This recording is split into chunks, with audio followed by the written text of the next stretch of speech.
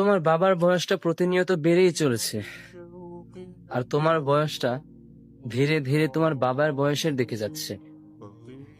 তোমার বাবা এখন আর আগের মতো কাজ করতে পারে না।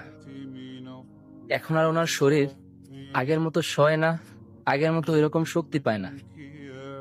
তোমার কাঁধে আস্তে আস্তে পরিবার নামক বড় একটা দায়িত্ব আসতেছে, কিন্তু তোমার এইগুলো নিয়ে কোনো চিন্তা নেই। তোমার চিন্তা হচ্ছে দুনিয়া নিয়ে, তোমার চিন্তা হচ্ছে তোমার শখ পূরণ নিয়ে। তোমার উপর যে তাকিয়ে আছে একটা পুরো পরিবার, এই জিনিসটা ভাবারও তোমার কোনো দরকার নেই। তুমি এই জিনিসটা ভাবো না। তুমি মনে করো যে পরিবারটা এভাবেই চলে যাবে। তুমি মনে করো সারাটা জীবন তোমার বাবাই চালিয়ে নেবেন। কিন্তু যখন প্রাকৃতিক নিয়ম মেনে তোমার বাবা হুট করে একদিন আর থাকবে না, তখন তুমি বুঝতে পারবে যে দায়িত্ব জিনিসটা কি। তখন তুমি বুঝতে পারবে যে তোমার দায়িত্ব গ্রহণ করার প্রয়োজন আছে কিনা। তুমি এখন থেকেই দায়িত্ব গ্রহণ করা শিখছো না। তুমি এখন থেকেই পরিবারের দায়িত্ব জিনিসটা কি সেটা বোঝার চেষ্টা করছো না।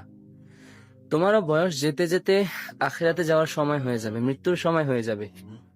কিন্তু তুমি মৃত্যুর জন্য প্রস্তুত না। তুমি ব্যস্ত হয়ে যাচ্ছ তোমার শখ পূরণ নিয়ে, তুমি ব্যস্ত হয়ে আছো হারাম নিয়ে, তুমি ব্যস্ত হয়ে আছো দুনিয়ার আধিপত্য, দুনিয়ার আরামায়েশ নিয়ে। কখনোই চিন্তা করো না যে তোমার পরবর্তী অবস্থা কি হবে। এটা কি চিন্তা করার প্রয়োজন না? সময় যতই যাচ্ছে তুমি তো মৃত্যুর দিকে ততই আগাচ্ছ।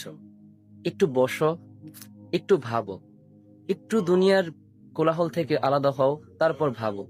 দেখবে সবকিছু পরিষ্কার তোমার সামনে ভেসে উঠবে।